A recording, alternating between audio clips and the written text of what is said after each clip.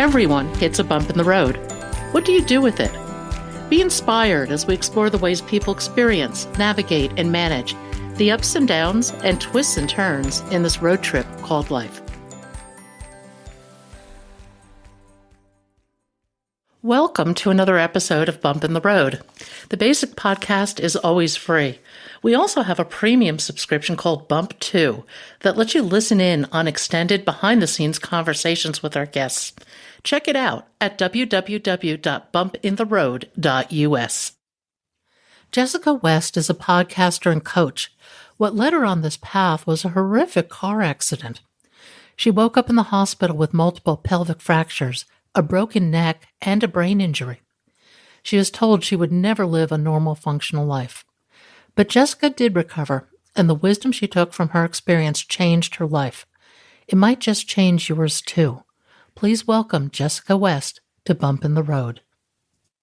Jessica, welcome to Bump in the Road. If you would, tell us your story. Thank you, Pat. It is truly an honor to be here today, and I'm so excited to be on this side of the microphone, so to speak, for this podcast episode. My story. I'm going to begin with in my early childhood. I'm not going to go into too much detail, but I'm just going to say enough to say that I seem to have lost my sense of self-worth. And I think that happens to many of us in those years. You know, we're in grade school or high school and we just want to fit in, and we can take the comments of our peers to heart and begin to, really start identifying that or really believing in those words said. And we kind of take that on as our identity. And also at those age, we kind of have like a limited capacity to be able to understand. And so even we can misinterpret the things that adults say around us. It's not, we can misinterpret it and take it to heart. And then again, that makes us feel unworthy or shameful, and doubting our own abilities or capabilities, all of that. And so early on in my life, I felt that I had lost my sense of self-worth, and I always seemed to be trying to prove myself or trying to belong with others. And I did that in relationships, but it never really seemed to stick or feel like that was enough. And so I went on to my life, and that, those feelings of unworthiness carried on with me in my young adulthood. Now, I ended up moving away to Western Canada for a little bit with a boyfriend at the time. And I was getting my sense of self-worth through him. To be honest, I seem to have molded myself in a certain way to match his lifestyle, not really getting to know who I am, at the core of my being and what I wanted. Now, this all became very prominent to me when in 2015, I was in a severe motor vehicle accident. So I was T-boned by a truck and I was in my car. I wasn't expected to survive the next 3 days, but I did. And when I woke up in the hospital, I was advised of the diagnosis and the injuries that I had sustained. And so I had 17 stitches in my face. I had broken my neck at the base of my skull. I had 3 fractures in my pelvis, and I had a severe traumatic brain injury. And then with that, I was advised that I may never be able to return to work full time. I may never be able to return to school. Now, I was in my 3rd year of university pursuing my Bachelor of Business Administration. I would likely be dependent for the rest of my life. And then with all of that, it's kind of like good luck with a social life, because there may not be many people that will resonate with your story and your experience anymore. And so that kind of just all came at me. And I had this moment in the hospital that we hear so many people have when they face death and they look back at their life, maybe in regret, wishing they had done things differently when they actually had the chance to do it. And I had that moment. I was looking back at my life, asking myself, why didn't I take that chance? Why didn't I believe in myself? Why didn't I just say yes to that opportunity? And I really became aware in that moment that our thoughts are only as real as we make them, and that I was placing my own limitations on me based on my beliefs, my self-doubt, and my belief that I was unworthy. And so I made a promise to myself in that moment, in that hospital bed, that no matter how I was going to recover, I was not going to let those thoughts hold so much weight in my life anymore. Now, I feel like it's very important that I say hold so much weight in my life, because it's not like those thoughts just disappeared and they vanished. Like, those thoughts are still very much there. I am just more aware and better equipped to be able to move past them. But I truly don't believe that we ever get to a moment in our life where, like, we're done, we're cleared, we have no more doubts. I believe this is just the human experience, and we get better and better at moving past them. And so after that realization, I spent the next month and a half in the hospital, and then it was a 3-year road to recovery, or I like to call a road of self-discovery, because I had discovered so much about myself, my inner strength, and my capabilities during those 3 years. And to be honest, I'm still learning a lot about it. I still take the time to reflect back on just what happened and how I reacted and how everything played out. And I believe I'm probably going to be learning more about myself for the rest of my time here. It's beautiful how we could just continue to piece everything together. And so I spent the 3 years in recovery. And after those 3 years, I was able to defy all of those limitations that were placed upon me. And so I returned to work full time. I completed my bachelor's degree. I live independently. And then I also started a business, because I started to follow an incline, follow the positive nudges that are really, guiding me towards creating a life that I would have never imagined for myself before. And I would have never allowed myself to create before, had I had been so caught up in the limitations of my own thinking. That is just a stunning story. I want to, there's a ton of questions actually I want to ask. When I think a loss of self-worth is something a lot of young people go through. I think it's almost inevitable to some degree. The world is just kind of a tough place, and you're not mature enough to really handle it yet. And I agree with you. I don't think some of those doubts ever go away, but when you can start to recognize they're only thoughts, it's game-changing. How did that unfold for you? It was absolutely game-changing. I remember, so the moment I described a little bit, but I'll go more into detail, the moment in my hospital bed. Now, when I was saying that a lot of those beliefs and a lot of those self-doubts, they were from things that were said by people or peers in my past. And those seem to be on repeat in every moment of my life. And so, like, those people, those faces they felt like such a big part of my life. It almost felt like I was forming like this relationship with these thoughts in my head. I know it sounds really weird, but it almost is as if we're creating a relationship with these thoughts. And then it becomes our identity. And who would we be without those thoughts? That's almost a scary thought in itself, because we would hardly recognize ourselves. And so when I was sitting in that hospital bed and I was kind of revisiting all of those thoughts that I had, and it's those thoughts that caused me to not take those chances, not say yes to opportunities. But then as I was looking around my hospital bed, I'm like, well, wait a second, where are these people? Like, these people are not here. Like, here I am almost facing death, and the people that have been in my mind for many, many, many years are not here. And so it doesn't actually really matter. And so I got a little angry, to be quite honest with you, Pat, because I was like, how much of my life did I give to these thoughts in my head and these people that, nothing against them, because they had no idea what was going on. This was my own internal, holding them accountable to what they had said.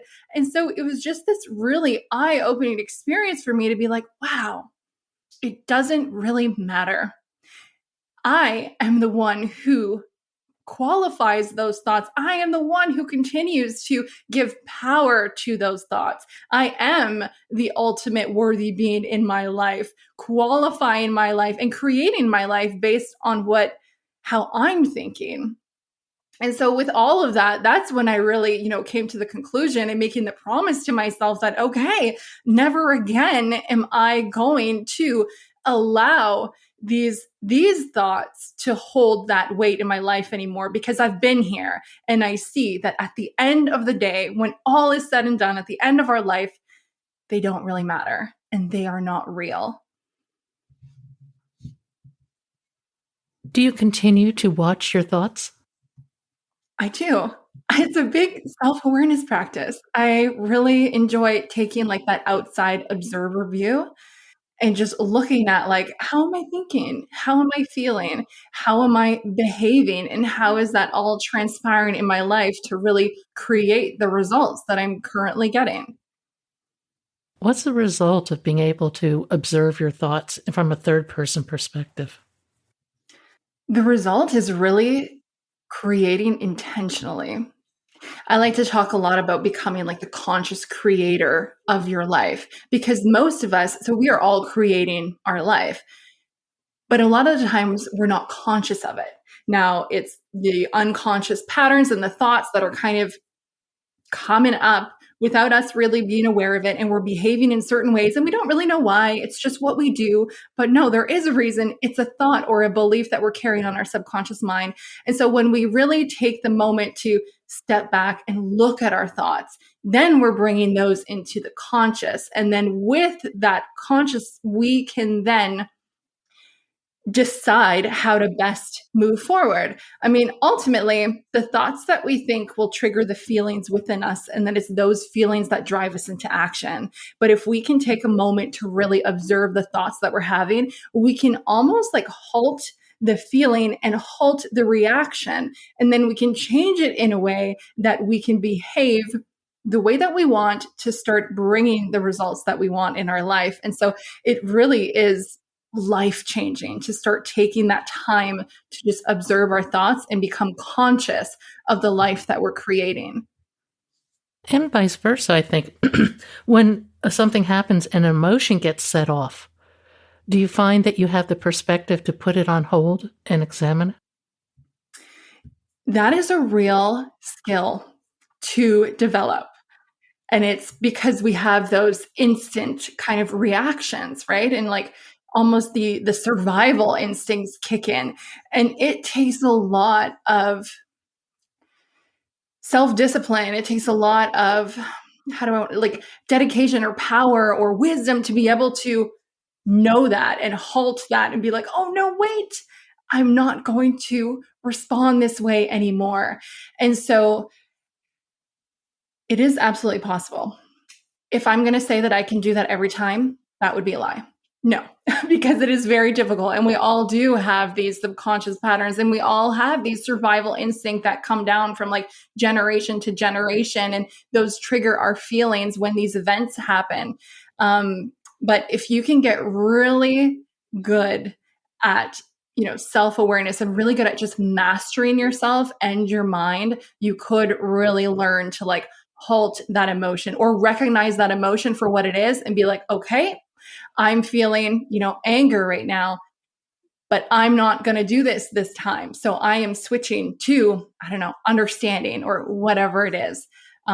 It could be, I mean, the emotions that we feel could almost serve as sort of our indicator that like, oh, here you are again. And now it's time for me to switch directions. And I think you can start to become aware when you're reacting unconsciously, and you can start to see that there's a pattern here. You may not know what the pattern is, but if you stop and you really spend time with it, and this doesn't happen overnight, but if you spend time with it, you can start to see the root of that pattern. And when you can see it, you have choice. Yes, absolutely. Yeah, that reminds me of an exercise that I do and I often encourage my clients to do as well, and it's looking at our life and then starting to write. So we divide our life into 5 categories, so to speak, and you can, make a category however many years that you'd like that is relevant to your life, but you write down the big moments that happen and like, the negative, the positive, all of it.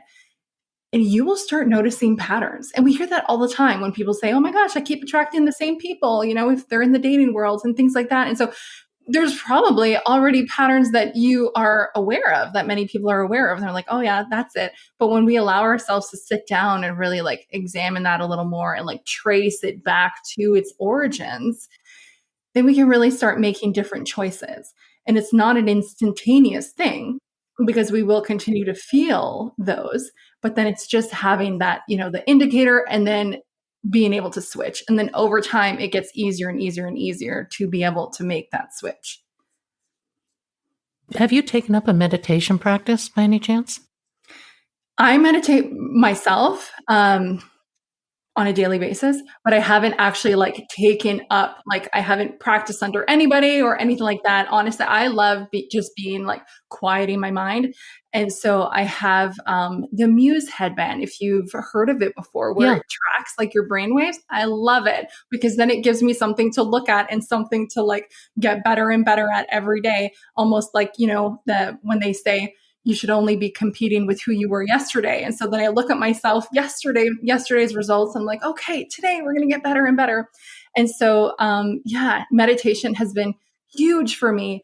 And a lot of the self-awareness and the self-reflection that I do allow myself to get into that meditative state first, because then you can really tap into the subconscious mind and see what kind of like beliefs are lingering in there and how you can like shift and move things around and really bless and release and heal some of those. Because a lot of like when I go back to the unworthiness, those were subconscious beliefs that I was holding on to from, my wounded past, my wounded child. But I can go back into my subconscious mind and really speak to that part of myself and then really begin to heal that and begin to send love to that part of myself. And all of that I was able to do through practicing meditation. How did your body heal after this horrible accident? It took, but I had some miracles as well. I had fractured my pelvis in 3 areas. And when I was discharged from the hospital a month and a half later, and I returned back home because I was airflown to another hospital because my local community does not have the services to be able to accommodate the severity of my injuries. And so I was out of town for a month and a half. And when I returned back home, I needed to do one more x-ray on my pelvis area to see how the bones had healed. So I was in a wheelchair. And at the time I got back home, I was using crutches because I needed to weight bear.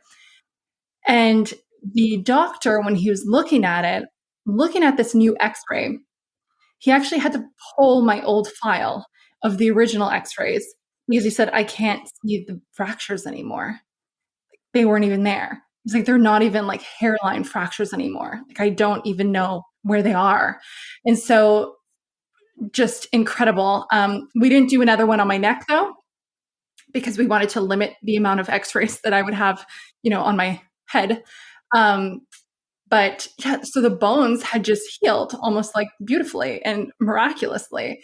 Then obviously the muscle building and the tissue and everything. And so I was doing physio multiple times per week, but it healed. I mean, within the 3 years, I was, I was almost back to my normal, physical level. And so, I mean, it took time, it took patience, but yeah, I don't know. It was beautiful. It was a beautiful miracle. Is going through a period of illness or disability or healing like this, is it isolating? It very much is, because it's hard to find people who could really resonate. And especially when it's something that is an invisible disability, because the worst part of the recovery was the brain injury. And I had done, a number of psychotherapy assessments or psychological assessments. I had a social worker, speech pathologist, an OT, and a lot of that, because you looked fine, people didn't really understand that there was anything wrong. And so a lot of the times when I would have, limitations, or for example, one of the things, it would take me forever to do grocery shopping. And we don't really think about that. We just go into the store. But when your brain is injured and you're going in there and there's the fluorescent lights and there's music and there's people everywhere and there's just so many options. Like, how many options of tomatoes can we have?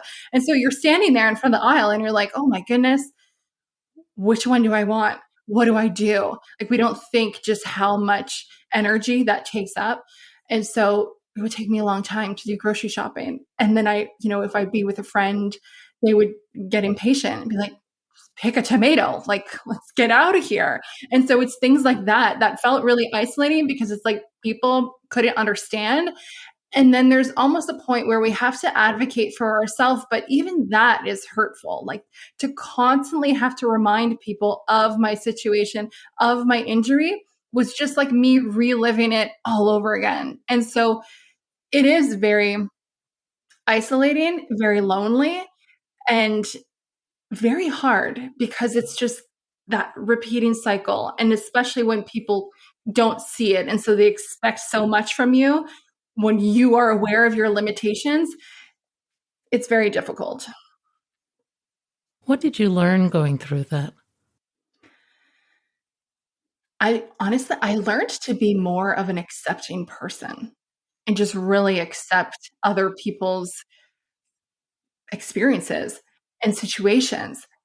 I was probably a little more judgmental prior to my injury, but since that, I am just, because you really don't know what anybody is going through, and I am much more aware of that now. And so the judgment has just really fallen off. And I just have such an appreciation for what people go through and hearing their stories and hearing their experiences. And so one of the things that I feel like I've gained from the experience is the ability to be able to connect with others on a much deeper level and just really meet them where they're at. Would you say it's made you a more curious person? And part of that is a corollary. And it's one that I think there's an interesting spectrum. I'm going to ask you, do you listen more than you speak? Now, it's a spectrum depending on the situation and everything, but one of the things I find that drives me a little bit crazy is people talk incessantly and never ask anything about those around them. Do you find that? Yes, I do find it's actually one of my pet peeves when, it is so obvious sometimes when you say, how are you? And they're good. I'm doing good, thank you. So I'm very much more aware of the people who are not having like that reciprocity in a conversation. I do love listening. And I feel like, honestly, that's why I felt so moved to starting my podcast.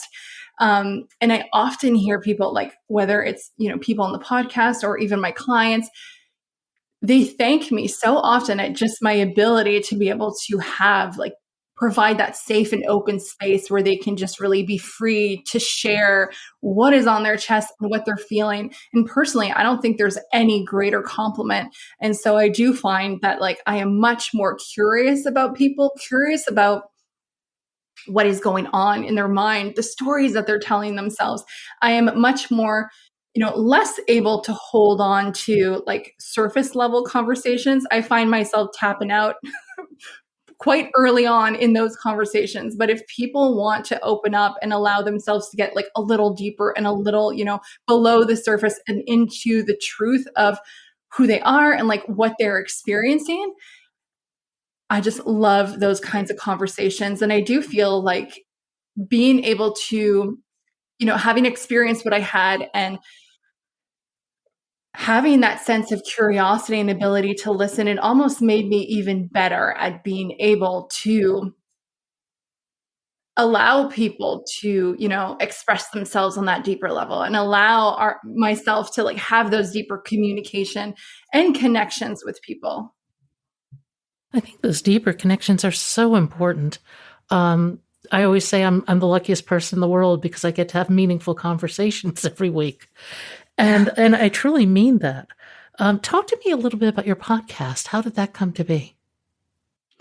Yeah. So my podcast is called Empower from Within. And It's quite, I feel like it was a journey. So when I first started my business, I actually first started doing YouTube videos where I would interview other people who have sustained traumatic brain injuries and have them share their story on how they recovered, and just what they're doing now, how they're giving back in some way, because it's interesting. I mean, so many people that have gone through such traumatic events it's so beautiful how they managed to be able to turn it around and are now serving and helping others. And so I started doing that on YouTube.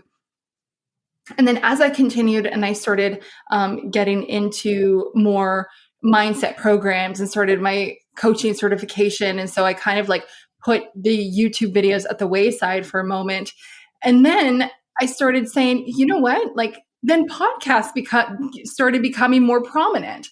And it's so interesting how sometimes like things aren't really in your awareness. Like podcasts were always there. I was just never really aware of them. It was never really my thing. But then all of a sudden it was just like podcasts. I just started hearing about that everywhere. I'm like, oh, you know what? I'm doing YouTube videos. Why don't I put these into podcasts instead? Like these would be such great stories.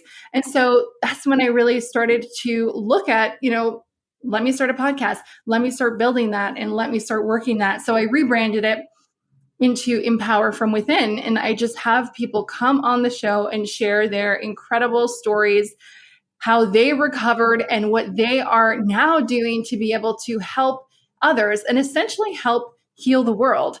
It's interesting how even the earlier parts of starting the podcast, I mean, it was just a year ago, I officially launched the podcast in January 4th, 2023. But even communicating with people and hearing their stories, and it's just like the natural progression, and I'm following what feels good. And now the podcast is really getting into sharing more inner work practices to really help people can empower themselves from the inside out. And so I interview different like healers and practitioners and coaches to really help people get an idea of what they can start doing today to begin empowering their life. What are 3 things people can start doing today? Great question. I love it. First thing I would say, start cultivating self-awareness. Start asking yourselves those deep questions. I mean, it could start on a surface level, just why am I doing what I'm doing? Why am I thinking that? Why am I feeling this way? I really like the why questions because it allows you to go really deep, and don't just ask why once. Ask why like 5 or more times to really get to the root of what that is. And so number 1 would be to cultivate that self-awareness. Number 2 would really be to love yourself, especially as you start uncovering those deeper parts of yourself through the self-awareness practices. Just share so much love to yourself for allowing you to be where you are today, because that was all you. Like you are the reason you are here today. You are listening to this podcast. Like this is all your creation. And so can you just give appreciation and love to yourself? And thirdly would be to, and I didn't really touch on it too much today, but would be to allow yourself to imagine. We were all great daydreamers when we were young. And then somewhere along the way, we were likely told not to, right? To, pay attention to class or get back to the real world. But really, imagination is really the start of being able to create the life that you want and really create anything in life. And so just to allow yourself to daydream of what would make you happy. What would you love to make of your life, and allow yourself to be entertained by that idea? Thank you for listening. I hope you'll support this podcast by becoming a Bump 2 subscriber. Buy us a cup of coffee. It's your support that makes this podcast and website possible. I hope you found something in today's podcast that inspires you along your own life's path, because sometimes a bump in the road is actually a portal into a more conscious and meaningful life.